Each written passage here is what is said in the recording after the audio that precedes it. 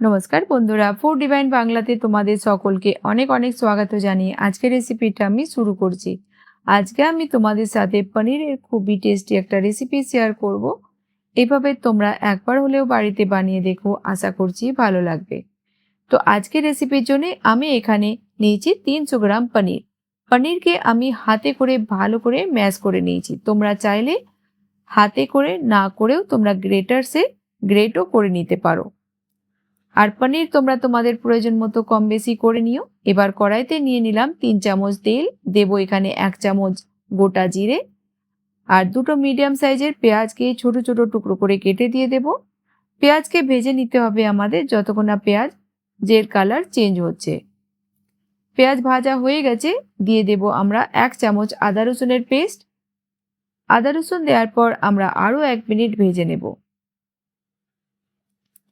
এবার দেব কিছু ড্রাই মশলা।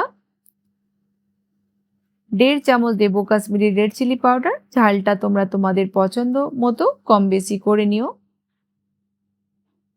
দেব এখানে 1 চামচ ধনিয়া পাউডার, হাফ চামচ জিরা পাউডার, হাফ চামচ হলুদ গুঁড়ো, লবণ দেব স্বাদ মতো। আর দেব এখানে দুটো মিডিয়াম সাইজের টমাটারকে ছোট ছোট টুকরো করে কেটে। অল্প একটু জল দিয়ে মশলাটাকে আমরা 4-5 মিনিট কষিয়ে নেব যতক্ষণ না টমাটার সফট হচ্ছে। বন্ধুরা, আজকের রেসিপিটা তোমরা কোন গ্রাম থেকে বা কোন শহর থেকে দেখছো আমাকে কমেন্ট বক্সে অবশ্যই বলো। আর রেসিপিটা ভালো লাগলে বন্ধুদের সাথে বেশি বেশি করে শেয়ার করো।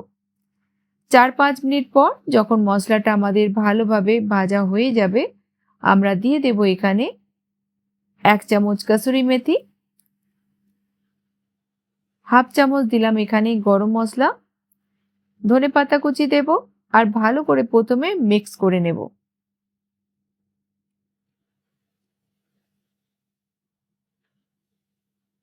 দিয়ে দেব এখানে পনির। ভালো করে মশলার সঙ্গে আমরা মিক্স করে তারপর গ্যাসের ফ্লেমটা লো করে ঢাকা দিয়ে দেব 3-4 মিনিটের জন্য। ঘরে থাকা মশলা দিয়েই আমাদের এই পনিরের রেসিপিটা তৈরি হয়ে যায়। তোমরা একবার হলেও বাড়িতে বানিয়ে দেখতে পারো।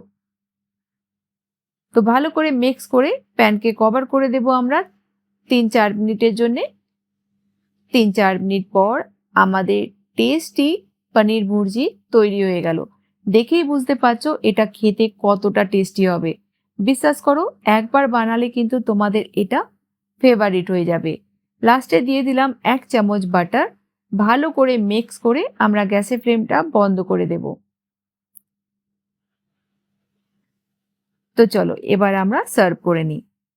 তো বন্ধুরা, রেসিপিটা বাড়িতে বানাও, খাও, তারপরে বলো তোমাদের কেমন লাগলো। ভালো লাগলে অবশ্যই বন্ধুদের সাথে বেশি বেশি করে শেয়ার করো। আর চ্যানেলে নতুন হলে প্লিজ চ্যানেলটিকে সাবস্ক্রাইব করে নিয়ে আমার পাশে থেকো।